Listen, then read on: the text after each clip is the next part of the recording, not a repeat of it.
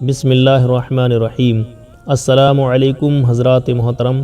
آج کی ویڈیو میں ہم جانیں گے کہ حضور غوث اعظم رضی اللہ تعالی عنہ کی حکومت صرف انسانوں پر ہی نہیں بلکہ جنات پر بھی ہے۔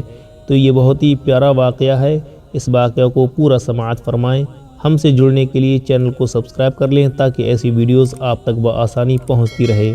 حضرات محترم، ہمارے پیر حضور غوث اعظم رضی اللہ تعالی عنہ کو اللہ تبارک و تعالی نے صرف انسانوں کا ہی قطب نہیں بلکہ جنات کا بھی قطب بنایا ہے۔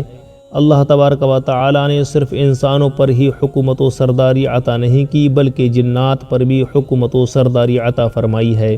حضرت ابو سعید بن علی البغدادی بیان کرتے ہیں کہ 537 ہجری کا واقعہ ہے کہ میری ایک خوبصورت حسین و جمیل بیٹی جس کا نام فاطمہ تھا، ابھی اس کی شادی بھی نہیں ہوئی تھی، ایک دن اپنے مکان کی چھت پر گھوم رہی تھی کہ اچانک چھت سے غائب ہو گئی اور کوئی اٹھا لے گیا۔ پورے محلہ اور پورے شہر میں اس کو تلاش کیا، تلاش کرنے کے باوجود وہ کہیں نہیں ملی، تو آخری امید میں حضور غوث اعظم کی بارگاہ میں لے کر پہنچا۔ حضور غوث اعظم کی بارگاہ میں میں نے عرض کیا، حضور غوث اعظم مجھے میری بیٹی واپس کر دیجئے۔ تو غوث اعظم نے ارشاد فرمایا کہ تم کرخ کے ویرانوں میں جا کر 5 ٹیلے کے نزدیک بیٹھ جاؤ اور اپنے ارد گرد چاروں طرف زمین پر ایک گول حصار کھینچ لینا اور حصار لگاتے وقت بسم اللہ الرحمن الرحیم پڑھ لینا۔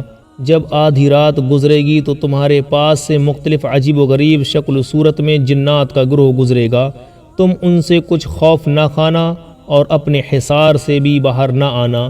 پھر صبح کو ایک بہت بڑے لشکر کے ساتھ تمہارے پاس جنات کے بادشاہ کا گزر ہوگا، وہ تم سے تمہاری ضرورت معلوم کرے گا، تو تم صرف اس سے اتنا کہنا مجھے عبد القادر جیلانی نے تمہارے پاس بھیجا ہے، اس کے بعد اپنی بیٹی کا واقعہ بیان کر دینا۔ ابو سعید عبداللہ بن احمد کہتے ہیں کہ میں غوث اعظم کے ارشاد کے مطابق کرخ کے ویرانے میں جا کر اسی مقام پر بیٹھ گیا جہاں پر غوث اعظم نے بیٹھنے کو کہا تھا۔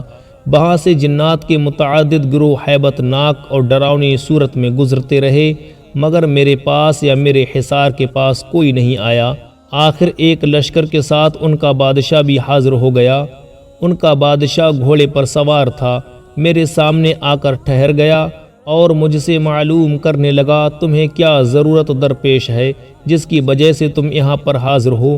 غوث اعظم کے مرید نے ارشاد فرمایا کہ میں نے جنات کے سردار سے کہا مجھے شیخ عبد القادر جیلانی نے آپ کے پاس بھیجا ہے۔ جب اس نے غوث اعظم کا نام سنا تو فوراً گھوڑے سے اتر کر زمین پر بیٹھ گیا اور اس کے ساتھ ساتھ اس کا لشکر بھی بیٹھ گیا۔ پھر اس نے کہا کہ آخرکار آپ کو غوث اعظم نے یہاں کیوں بھیجا ہے؟ تو ابو سعید فرماتے ہیں کہ میں نے اپنا پورا قصہ بیان کر دیا تو اس نے اپنے تمام لشکر سے معلوم کیا کہ غوث اعظم کے مرید کی بیٹی کو کون اٹھا لے گیا ہے۔ یہ سن کر پورے لشکر پر سناٹا طاری ہو گیا اور سب نے لا علمی کا اظہار کیا اور کہا ہمیں نہیں معلوم کون لے گیا ہے۔ کچھ دیر گزری کہ ایک جن زنجیروں میں قید کر کے لایا گیا اور کہا گیا یہ چین کا جن ہے۔ ابو سعید فرماتے ہیں کہ اس کے ساتھ میری بیٹی بھی موجود تھی۔ جنات کے بادشاہ نے اس سے معلوم کیا کہ تجھے کیا ہو گیا تھا کہ تو نے غوث اعظم کے مرید کی بیٹی کو اٹھا لیا؟ تو اس جن نے کہا کہ یہ لڑکی مجھے اچھی معلوم ہوئی، اس کے حسن و جمال پر میں فریفتہ ہو گیا، اس لیے میں اس کو اٹھا لے گیا۔ غوث اعظم کے مرید نے آگے فرمایا، یعنی کہ ابو سعید نے آگے فرمایا کہ اتنا سنتے ہی جنات کے بادشاہ نے اس کی گردن اڑا دی اور میری بیٹی کو میرے حوالے کر دیا۔ اس کے بعد میں نے جنات کے بادشاہ سے کہا کہ جب آپ آئے تو گھوڑے پر سوار تھے اور جب میں نے غوث اعظم کا نام لیا تو آپ گھوڑے سے نیچے اتر گئے۔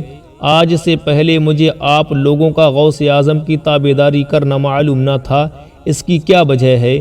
تو جنات کا سردار کہنے لگا کہ بے شک غوث اعظم جیسے انسانوں کے قطب ہیں ویسے ہی جنات کے بھی قطب ہیں، کیونکہ اللہ تبارک و تعالی جب کسی کو قطب وقت بنا دیتا ہے تو جن و انس دونوں پر اسے حاکم بنا دیتا ہے۔